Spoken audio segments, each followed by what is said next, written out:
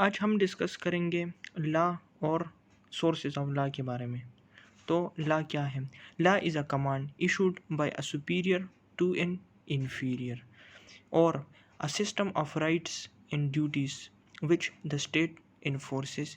यानी कि ऐसा लॉ ऐसा सिस्टम होता है हकूक़ और ज़िम्मेदारियों का जो कि रियासत जो है तो वो लागू करती है लोगों पे। या law is a body of principle recognise and applied by the state administration in the administration and justice. के लॉ हमारे पास ऐसे प्रिंसिपल होते हैं जो कि रिकॉग्नाइज यानी कि एक्सेप्टेड होते हैं एंड अप्लाइड यानी कि जिसे लागू किया जाता है रियासत की तरफ से एडमिनिस्ट्रेशन और जस्टिस में यानी कि इंसाफ में। अब हमारे पास सोर्सेज या ओरिजिन ऑफ लॉ हमारे पास क्या है? तो सबसे पहला जो इम्पोर्टेंट सोर्स है वो है कस्टम। कस्टम जो है तो वो हमारे पास ट्रेडिशंस होते हैं, ठीक है, प्रिंसिपल्स होते हैं या प्रैक्टिसेस होते हैं। Custom is a belief that has been establish for a long time. यानी कि कस्टम वो चीज़ें होती हैं जो हमारे पास जो है तो काफ़ी अरसे से चली आ रही होती हैं। When a custom plays its role in a society for a long time it is useful then it becomes a usage. यानी कि अगर कोई कस्टम हमारे पास एक सोसाइटी में इस्टेब्लिश है और वो अपना किरदार अच्छी तरीके से निभा रहा है तो फिर वो यूजेज यानी कि वो इस्तेमाल बन जाता है, लोग उसे यूज़ करते हैं। In the old societies relations were to be run by the rules neither made executed और educated by the competent authorities known as customs. यानी कि अगर हम पुरानी सोसाइटी की मिसाल ले लें या पुराने वक्त में देख लें तो उस टाइम कोई रूल्स हमारे पास नहीं होते थे।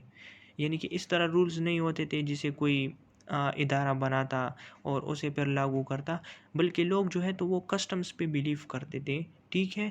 तो when such custom because of its continuous usage for a long time and when recognised by the state becomes law.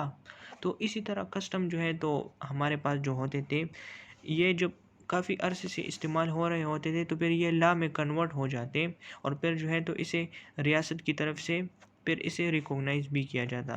For instance यानी कि मिसाल के लिए अगर हम ब्रिटिश में देखें तो in British customs are an important part of constitution. तो ब्रिटिश का जो कॉन्स्टिट्यूशन है उसमें जो है तो कस्टम जो है तो वो काफ़ी इम्पोर्टेंट रोल वो प्ले करते हैं, ठीक है। उनके कॉन्स्टिट्यूशन में जो है तो कस्टम्स काफ़ी सारे कस्टम शामिल हैं। A large number of laws are derive from customs in usage and therefore it is most vital origin of law, ठीक है। अच्छा, हमारे पास जो दूसरा सोर्स है वो है religion. Religion is another significant source of law. Religion regulates the behaviour of people. यानी कि जो रिलीजन हमारे पास होता है तो वो लोगों के जो बिहेवियर है उसको कंट्रोल करता है, ठीक है। लोग जो है तो रिलीजियस टीचिंग्स के मुताबिक जो है तो अपनी ज़िंदगी गुजारते हैं। In ancient societies laws were concluded from the principle of their religion. For example in Islamic state all the laws are derive, यहाँ पर गलती है, all the laws are derived from the Quran and Hadith. Similarly, the origin of Hindu is their religious book।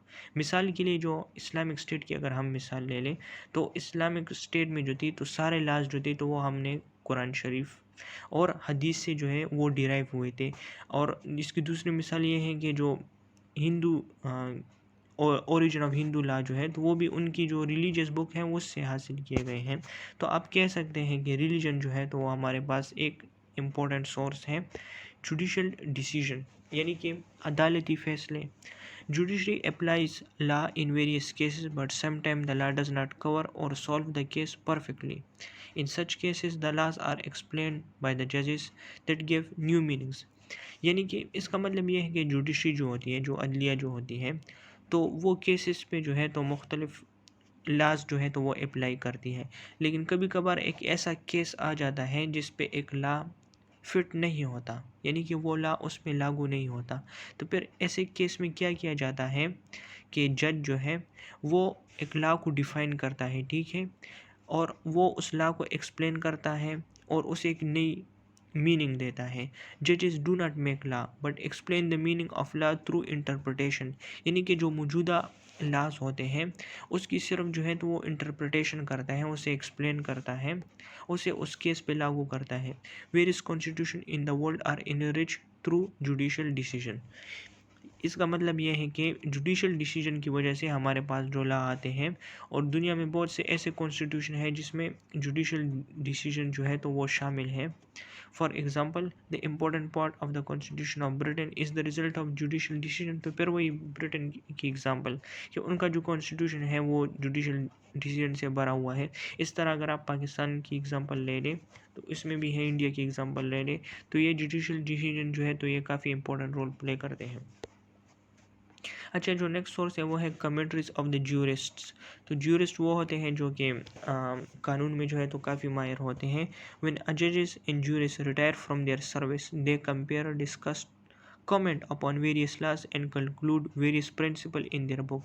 यानी कि जब जजेस retire होते हैं या ज्यूरिस्ट जो कि माहिर कानून होते हैं वो रिटायर होते हैं तो वो लॉज को, मतलब वो किताबें लिखते हैं, वो लॉज को डिस्कस करते हैं, एनालिसिस करते हैं। Therefore, judges in deciding various cases get help from such principle। तो अगर कोई जज जो है वो एक केस को डिसाइड कर रहा है, वो इन जजेस की किताबों से वो मदद लेता है, ठीक है। तो फिर ये इंपॉर्टेंट रोल प्ले करते हैं उसमें भी। Such principle have no legal status and can become law only when recognise by state. तो ये जो है तो हमारे पास रिकॉग्नाइज नहीं होते जो जजेस जो किताबें लिखते हैं, लेकिन ये तभी लीगल हमारे पास तस्वर होते हैं जब उसे स्टेट भी रिकॉग्नाइज कर लेते हैं। इससे सिर्फ जो है तो जजेस हेल्प ले सकते हैं। मतलब अगर कोई जज बन रहा है तो वो मुख्तलिफ जजों की किताबें पढ़ेगा कि किस तरह के केसेस से उन्होंने डील किया, इस तरह। This principle help in law making. Equity. अच्छा, इक्विटी जो है तो इसका क्या मतलब है? तो इक्विटी का मतलब है कि जस्टिस यानी कि इंसाफ, या इम्पार्शियलिटी यानी कि अगर आप फैसला करें और फैसला करते वक्त आप किसी एक की साइड ना लें, इसे इक्विटी कहते हैं। Fairness. Equity is the power of जज to decide a case according to his sense of justice. यानी कि जो जज है वो अपने सेंस पे बिलीव करे, वो रैशनैलिटी भी बिलीव करे, वो एविडेंस पे बिलीव करे, वो इस पे बिलीव ना करे कि ये मेरा रिश्तेदार है या कोई मेरा जो है तो अपना है। When there is a case and there is no law to decide that case, the law is there but not clear, in such cases the जज is allowed to decide within the limits of basic principle of justice, it is equity.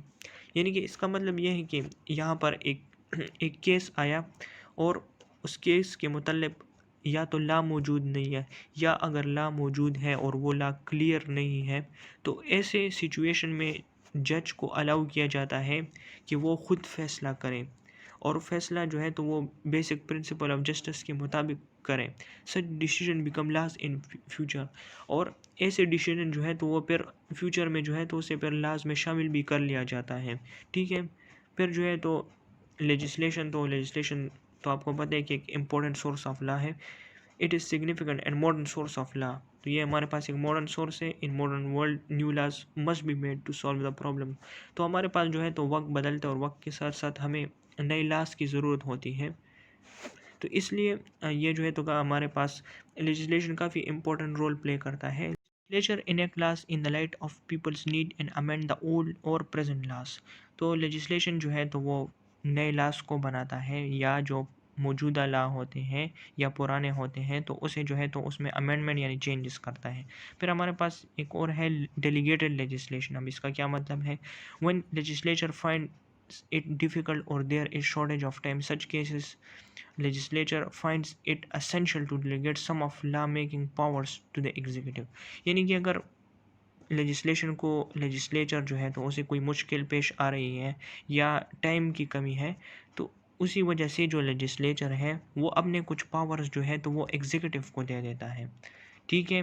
हमने पढ़ा था कि government के हमारे पास जो है तो डिफरेंट ऑर्गन्स हैं, तो उसमें हमारे पास एक एग्जीक्यूटिव होता है, ठीक है। It always works under the supreme law making power of legislation. और ये जो एग्जीक्यूटिव को जो पावर दी जाती है लॉ मेकिंग की, तो उसे भी जो है तो लेजिस्लेचर जो है वो सुपरवाइज करता है, ठीक है। तो ये हमारे पास डिफरेंट सोर्सेज ऑफ लॉ थी। उम्मीद है कि आपको आज का लेक्चर पसंद आया होगा। Please like and subscribe the channel. Thank you.